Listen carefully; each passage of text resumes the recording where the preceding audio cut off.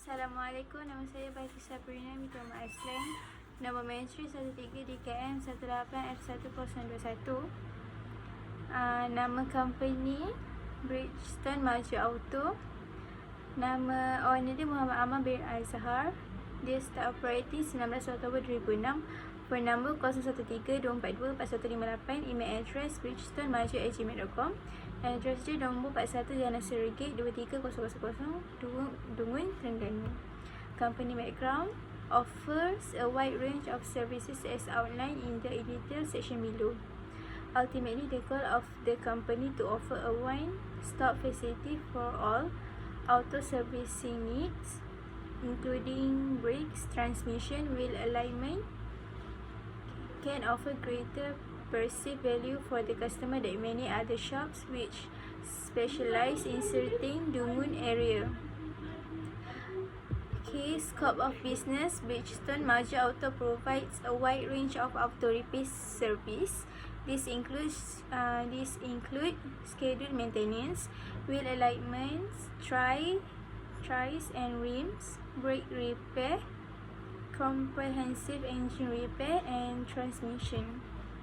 Company team member. General Manager dia Muhammad Ammar bin Azhar. Manager Muhammad Adam Irfan bin Helmi. Mekanik 1 Putra Haikal bin Putra Hakim. Mekanik 2 1 Muhammad Daniel bin Wan Daing. Mekanik 3 Firdaus Ali bin Abu. Application of maintenance system in the selected company. Ada 4: adaptive, corrective, protective and preventive. List out the weakness. Competitive comparison.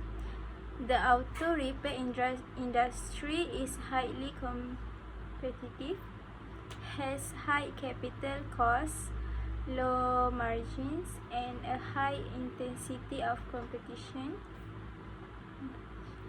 Suppliers have a great deal of power in setting and negotiating the price of their products and service to repair shop.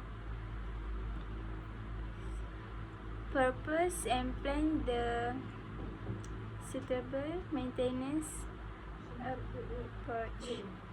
Ada 3: marketing strategy, promotion strategy and positioning statement.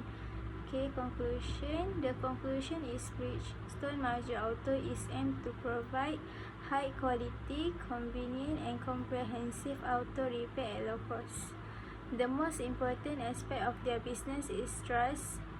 It is the goal of their firm to have 100% customer satisfaction in regards to quality, friendliness, time to completion, and to discover new ways to exceed the expectation of our clients. Terima kasih. Itu sahaja.